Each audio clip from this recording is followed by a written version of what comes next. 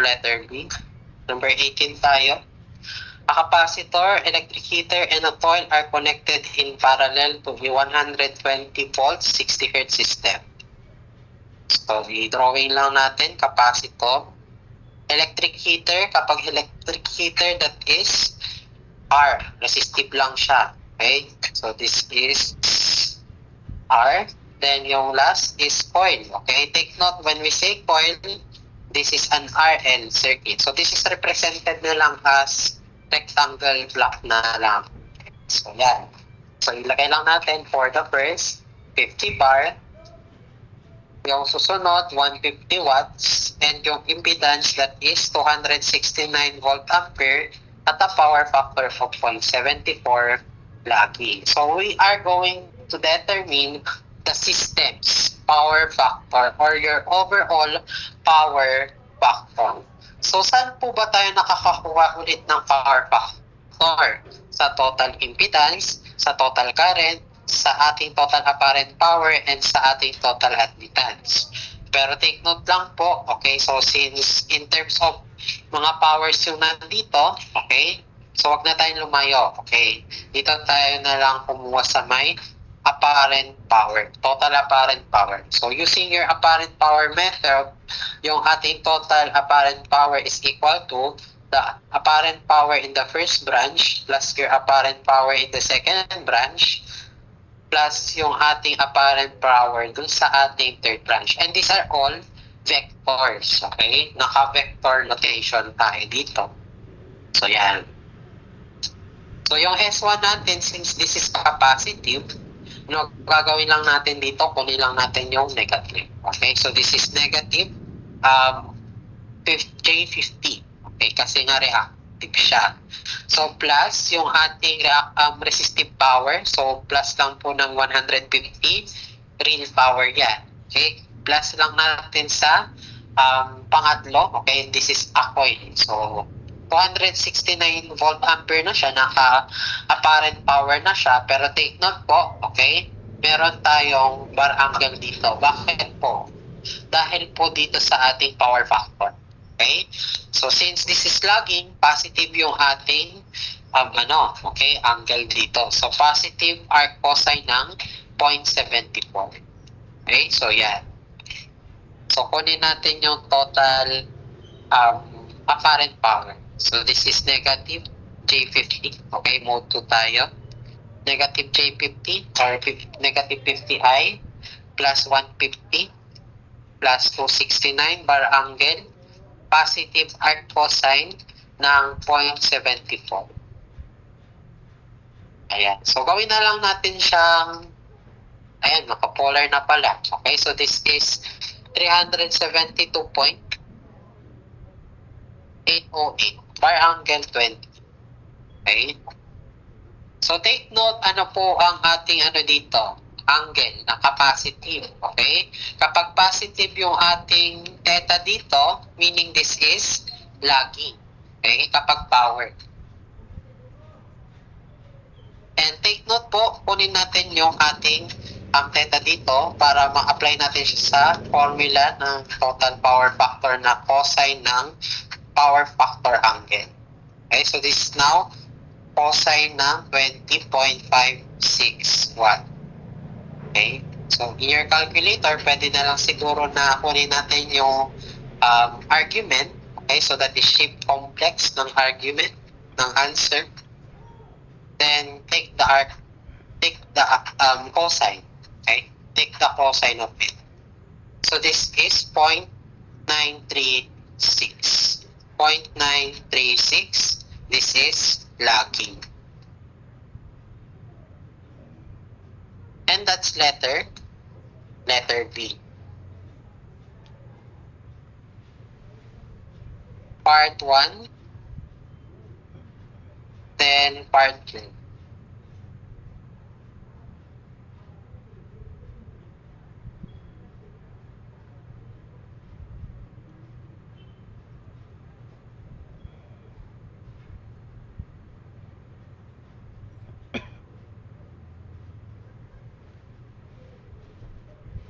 Okay. Next tayo, number 19.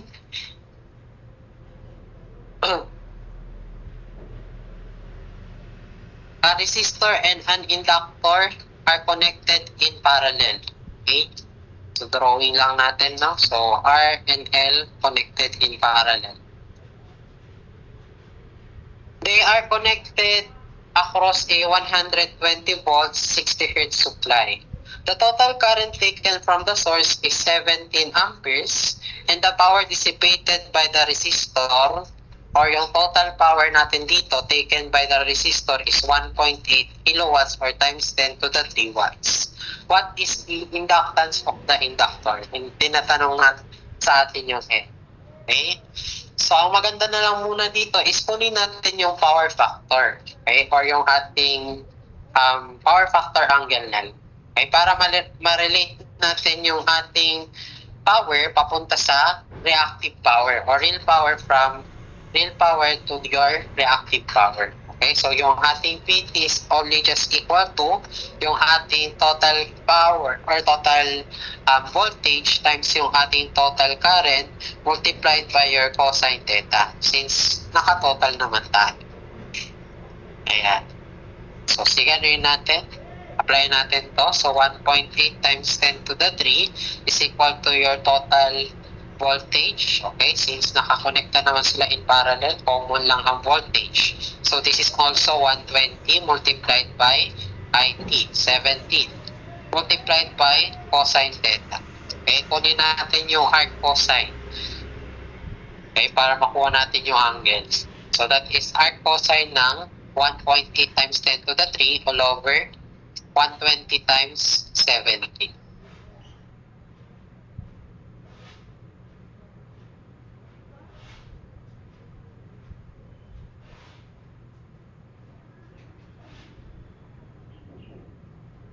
That is 28.072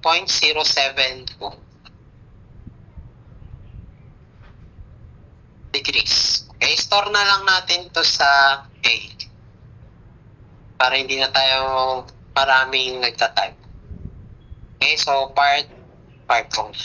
So, shift store A. Ayan.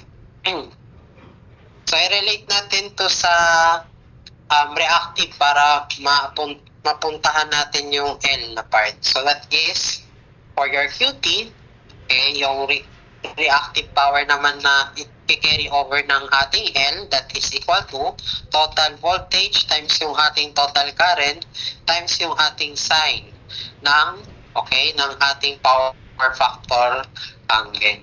Okay, so na nakastore sa A. Okay, so this is now equal to what? So this is 120 times 17 multiplied by sign ng ating nakastore sa A. Okay, sige, ano yun natin? So 120 times 17 times sign of answer. So sakto yata to na 960. Yes, sakto siya. 960 bars. Reactive volt ampere. So, yan po yung kukunin na ng ating inductor.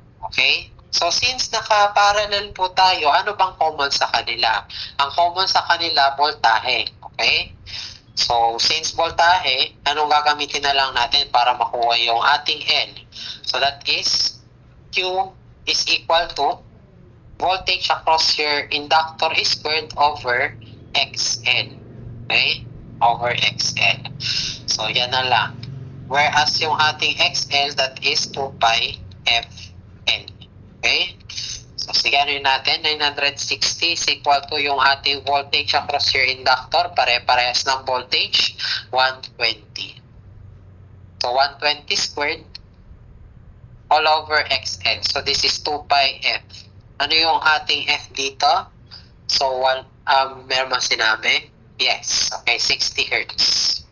So, multiplied by your L. Okay? Manipulate lang natin. Pagbalik-tarin lang natin to, no? 960 at saka yung L. So, therefore, your L now is equal to what? So, 120 squared all over 120 pi times 960. So, this is 0.04. 0.04 Henry. Okay. So, that is letter Okay, take note po, ito nasa board exam dati ng previous batch. Part 1, then part 2.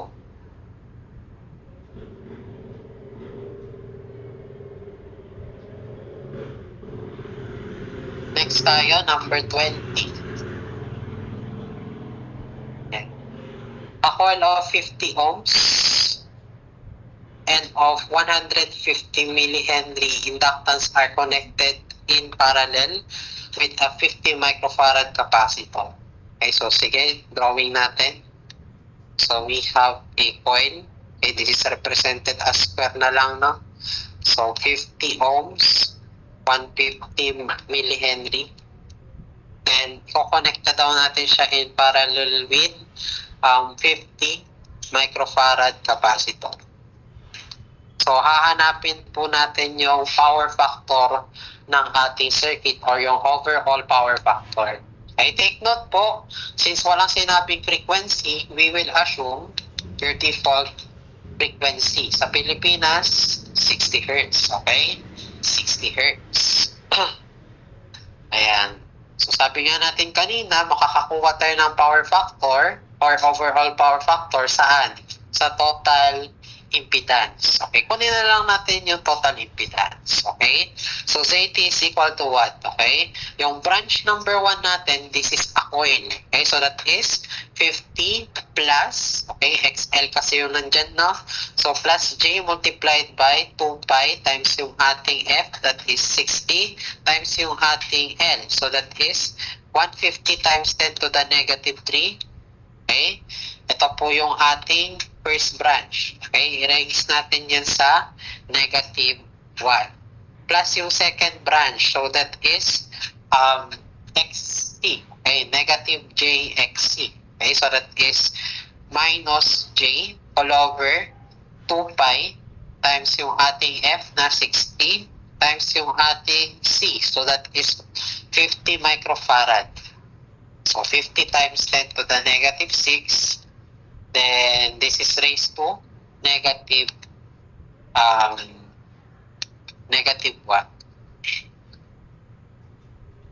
Bracket na lang. Then i-raise natin to saan? So overall raised to negative 1. So what's now your ZT equal to? So sige, nahin natin. First branch tayo. Then second branch. Then the quantity raised to negative 1. Ayan. So, this is 50 plus I times 120 pi times 150 times 10 to the negative 3. Ayan. Naka-raise na siya sa negative 1. Then, this is negative I all over 120 pi all times yung ating 50 times 10 to the negative 6. Ayan, okay na tayo dito, no? Okay, sige. Press natin yung equal. Ayan. So, nakuha natin yung ating Z in polar form. Okay, kitang-kita natin dito yung power factor angle kagad. Ayan. So, kunin lang natin yung argument, then take the cosine of the argument. Okay? So, yung ating theta, that is negative 45.483 or 484 na lang, no, degrees. So your negative tells us that your overall power factor is leading. Okay? Leading kasi negative siya kapag impedance. Okay? Ayan. Capacitive yung ating circuit. So, kunin natin yung overall power factor, cosine ng negative 45.484. So that is cosine ng argument ng answer. Ayan. Dinereto ko na, no? Ayan. So this is now equal to 0.701. This is leading.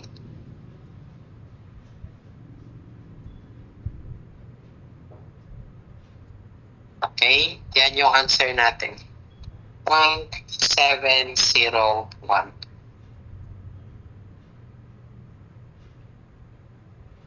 Okay, part 1. and part 2.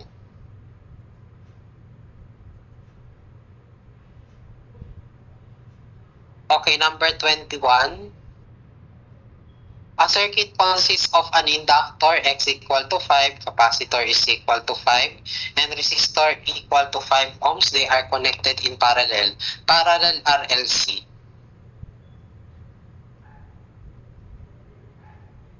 Okay?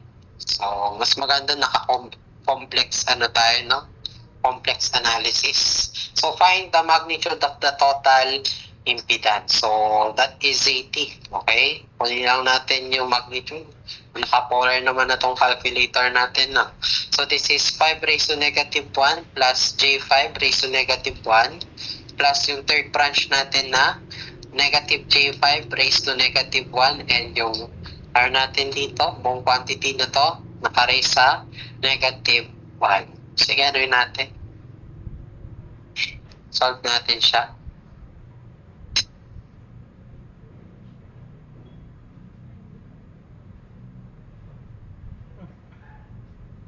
Ayan, then raise to negative 1. Ayan, so yung ating ZT is 5 ohms. That's the magnitude already. Kasi 5 angle 0 ito. Wala siyang imaginary part. 5 ohms. So we have a choking coil that is drawing 1,800 watts when connected on a constant 150 volts supply. So when we say constant supply, meaning this is a DC source. Okay? DC yung ating voltage source dito. Okay? So now, kapag nilipat natin yung coil sa AC, so it will consume 3,072 watts. Okay? When used in 240 volts, 60 Hz AC supply. So, find the inductance or yung ating L ng coil. Okay? Ayan. Take note po, ikakabit natin sa supply, so meaning charging yung ating coil or yung ating RL circuit. So, take note po, at constant source or DC source, given that your RL is charging, yung ating L dito at steady state will be short circuit. Okay? Ayan. This is under your transient analysis. Okay? Ayan. Since charging siya, so magiging short circuit lang po for a very long time yung ating L. Okay? So, para mawawala na siya sa circuit. May short circuit lang siya. So, this is R. Okay, ang meron na lang dito is R and yung ating 150 volt DC. Okay? So, given your power dissipated is 1,800. Ayan. So, from here, makukuha na natin yung ating resistance. Okay? So, from your power equal to voltage across your resistor squared over R. Okay? Ayan. So, makukuha natin yung R. So, that is R equal to VR squared over P. So, this is equal to 150 squared over 1,800. So, what's your R equal to? So, 150 squared all over 1,800. So, this is 12.5. 12.5 ohms. So, ang kasi ng ating resistor or yung behavior ng resistor natin, kapag kinabit yan sa AC, hindi pa rin magbabago yung behavior niya. Okay? So, still 12.5 ohms pa rin siya kapag kinabit sa AC. Okay?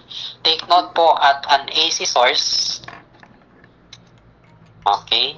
So, hindi na po magbabago dito yung ating okay? So, hindi na siya magiging short circuit, okay? But rather, this will be a part of your analysis, okay? So, given R equal to 12.5 ohms, ano kaya yung L natin given that yung ating okay, voltage is 240 volts, 60 Hz. Okay? And your power dissipated by your resistor is 3,072 watts. Okay? So, ano ang pwede natin makuha dito? Yung ating, okay? Yung ating kuryente. Okay? So, from your power dissipated by your resistor, so PR is equal to IR squared R. Okay? Ayan. So, same lang naman yung kuryente na dumadaloy dito. IR is equal to IT. Okay? So, therefore, this is 3072 is equal to IT squared times yung ating R. Ano yung R natin? 5.5. So, your IT now will be equal to what?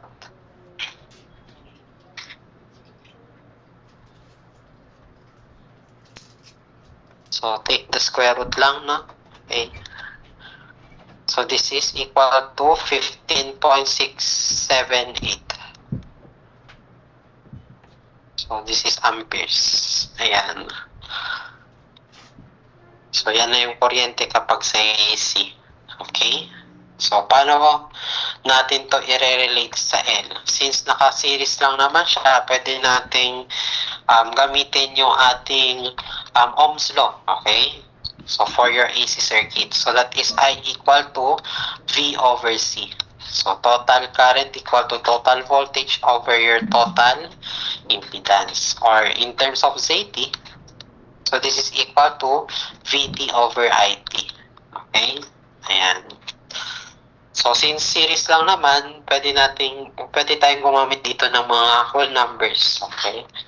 So, wag na tayong gumamit ng complex. Okay? Series lang naman. So, that is, okay, yung ZT natin, that is a series RL lang, choking coil. Okay, so this is R squared or 12.5 squared plus yung ating XL squared. So this is equal to 2 pi FL. So this is 2 times pi times yung ating frequency times 60 times yung ating L, the quantity squared, and this is equal to yung ating total voltage 240 all over total current na 15.678. So, makukuha natin yung L using shift solve. Mode 1 tayo for shift solve. Hindi yan pwede sa complex. So, that is square root of 12.5 squared plus 120 pi na lang isulat ko dito times yung ating L, which is X na lang, na quantity squared, is equal to yung ating V over I. So, that is 240 all over 15.678. Okay, so shift solve. Solve for X. What's your L? So that is 0.0234.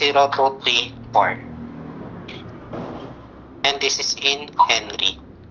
Ayan. So therefore, ang answer natin dito ay letter B.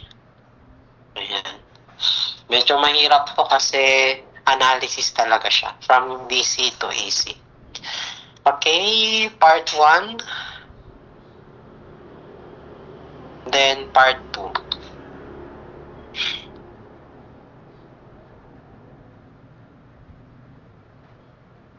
Okay. Last problem na to. Then, pakita na natin lahat ng sagot. Okay, number 23. An air core choking coil is subjected to an alternating voltage or AC supply of 100 volts. Okay, take note, choking coil. This is an RL circuit. Series RL.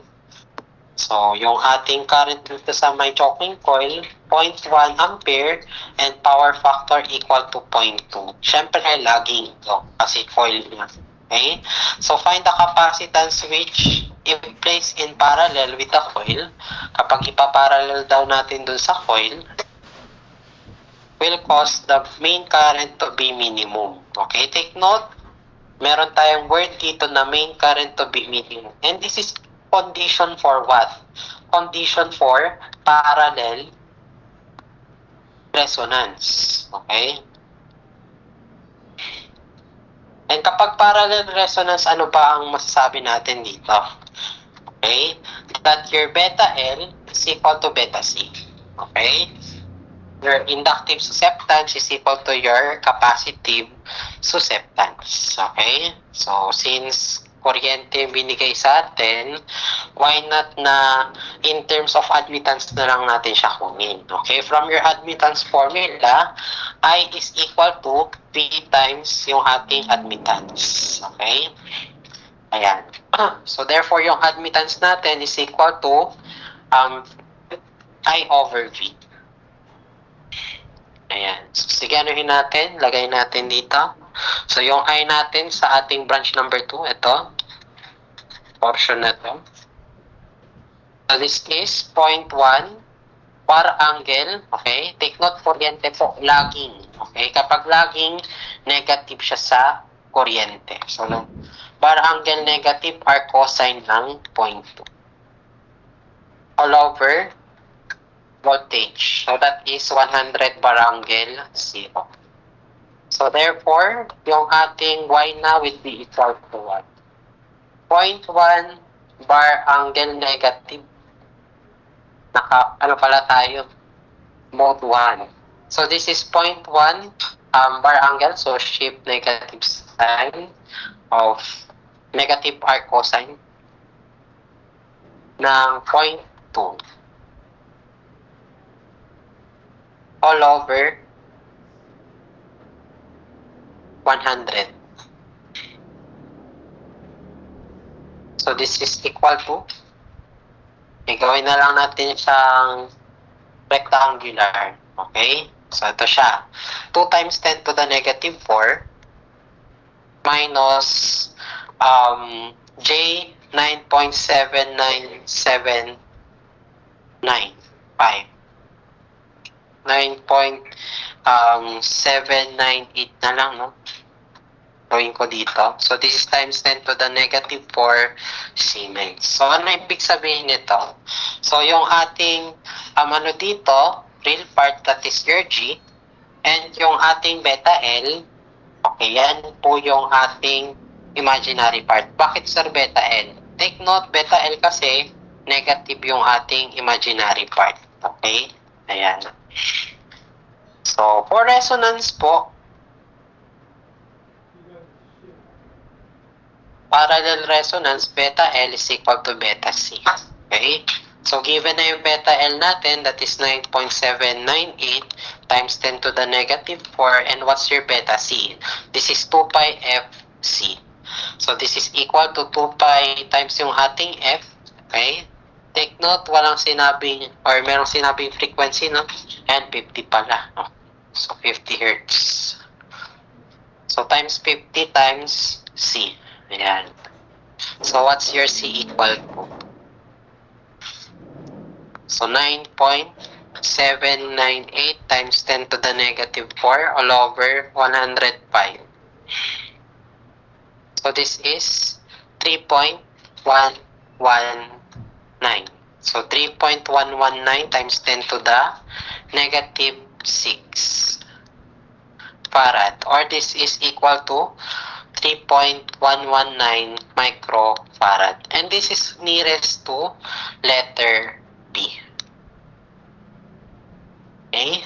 Part 1. Then, part 2. Okay? So, for the other problems, so, yan na natin, no? Ready na natin siya.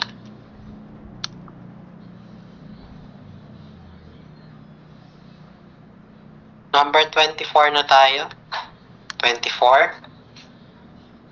Part 1. Ito na siya. 0.833 log.